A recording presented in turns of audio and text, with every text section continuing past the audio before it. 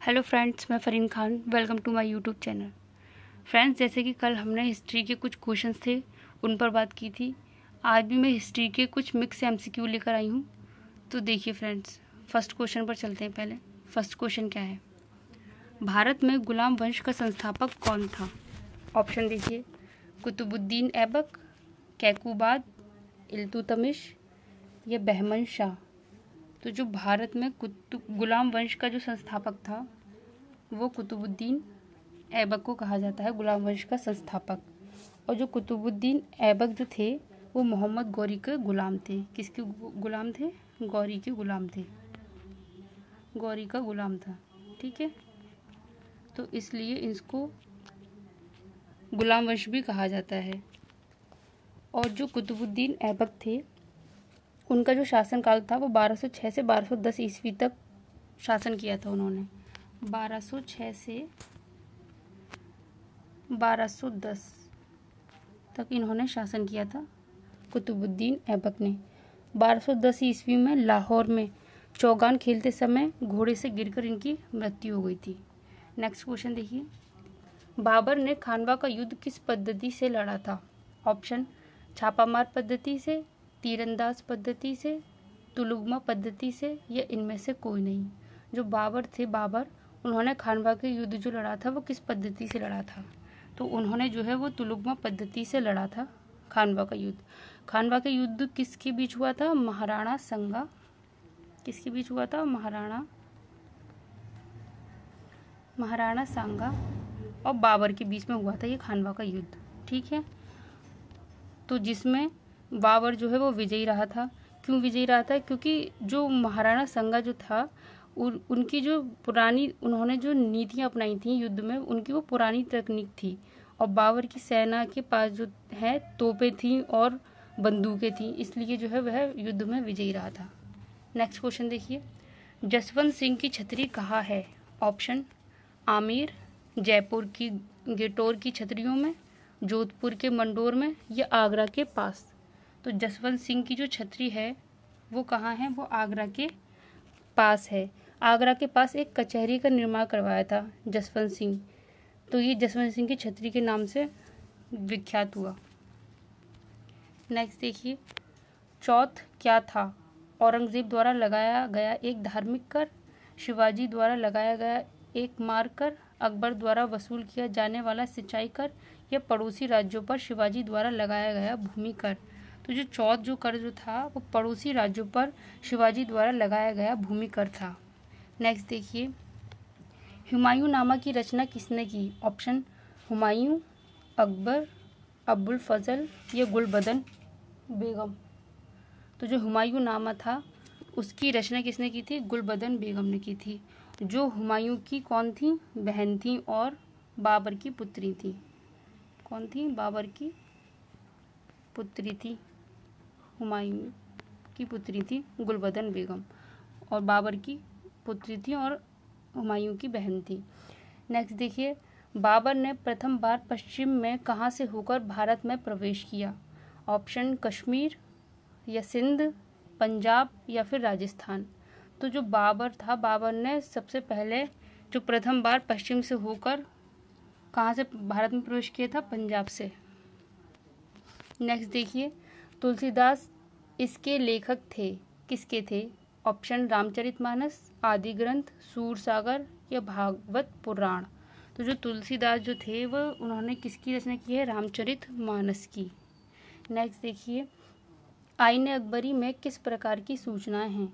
अकबर की शासन प्रणाली पर प्रकाश डालता है, या जहांगीर की शासन प्रणाली पर प्रकाश डालता है, शाहजहां की शासन प्रणाली पर या फिर औरंगजेब की। तो जो आईन अकबरी है वो अकबर की शासन प्रणाली पर प्रकाश डालता है, और आईन अकबरी जो है वो किसने लिखी है? अबुल फजल ने लिखी है ये आईन अकबरी। नेक्स्ट देखिए, निम्नलिखित में से दिल्ली का पहला तुगलक सुल्तान कौन था? ऑप्शन देखिए, गयासुद्दीन तुगलक, मलिक तुगलक, मोहम्मद बिन तुगलक या फिरोज शाह तुगलक। तो दिल्ली का पहला तुगलक सुल्तान कौन था? गयासुद्दीन तुगलक। जिसने तुगलक जो गयासुद्दीन तुगलक जो था वो तुगलक सुल्तान था पहला। गयासुद्दीन तुगलक जो था उसके बाद में उसका जो पुत्र था उसका नाम था मोहम्मद बिन तुगलक। ठीक है, नेक्स्ट देखिए फ्रेंड, तराइन का प्रथम युद्ध कब हुआ था? ऑप्शन देखिए 1911 ईस्वी में, ये 1192 में, 1191 में या 1203 में। जो तराइन का प्रथम युद्ध हुआ था वो, तो 1191 में तराइन का प्रथम युद्ध हुआ था। और तराइन का द्वितीय युद्ध कब हुआ था? 1192 में। नेक्स्ट देखिए, किसने अकबर को जिल्ले इलाही यानी कि खुदा की परछाई एवं फर्रे इज़्दी यानी कि खुदा से निकलने वाली रोशनी कहा? किसने बोला था ये जिल्ले इलाही? अबुल फजल ने, फैज़ी ने, बदायूनी ने या इनमें से कोई नहीं? किसने बोला था? अबुल फजल ने या फैज़ी ने या बदायूनी ने?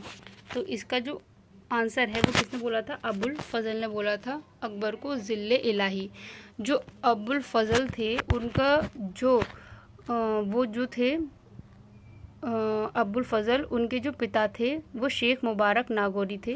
उनके पिता का नाम क्या था अबुल फजल के? शेख मुबारक नागौरी।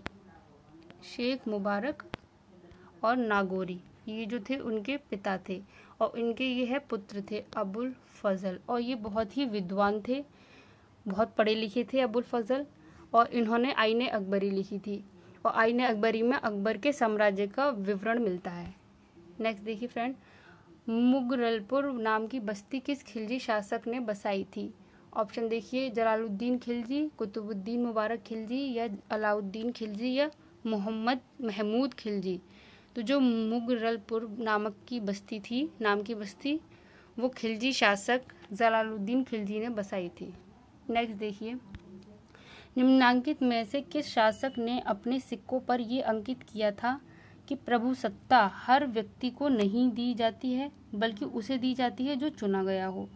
तो इसका ऑप्शन देखिए इल्तुतमिश, अलाउद्दीन खिलजी, मोहम्मद तुगलक या बहलोल लोदी। किसने कहा था ये कि प्रभुसत्ता हर व्यक्ति को नहीं दी जाती है बल्कि उसे दी जाती है जो चुना गया हो? तो ये जो है मोहम्मद तुगलक ने बोला था। जो कौन थे? गयासुद्दीन तुगलक के बाद में जो उनका बेटा था वो मोहम्मद बिन तुगलक के नाम से जाना गया।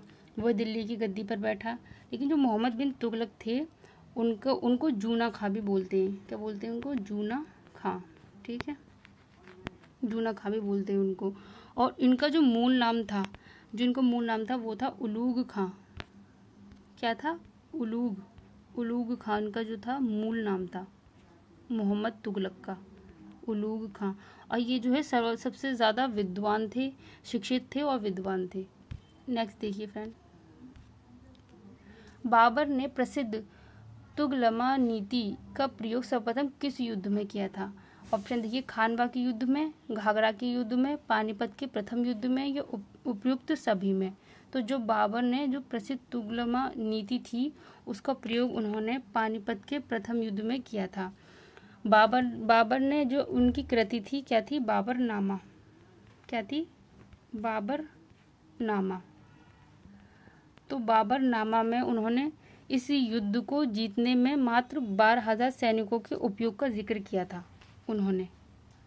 नेक्स्ट देखिए, अपने प्रशासन में पश्चिमी प्रक्रियाओं को अपनाने वाला पहला भारतीय शासक कौन था? शिवाजी, बाजीराव प्रथम, टीपू सुल्तान या फिर हैदर अली? तो इसमें क्या है कि पश्चिमी प्रक्रियाओं को अपनाने वाला पहला भारतीय शासक कौन था? तो इसका जो आंसर है वो है टीपू सुल्तान। टीपू सुल्तान जो था फ्रेंड्स वो भारतीय इतिहास के प्रसिद्ध योद्धा कौन थे? हैदर अली। हैदर अली का पुत्र था। टीपू सुल्तान कौन था? हैदर अली का बेटा था। ठीक है, और उनका जो जन्म हुआ था वो कब हुआ था? जो टीपू सुल्तान का जन्म हुआ था वो कब हुआ था? वो हुआ था 20 नवंबर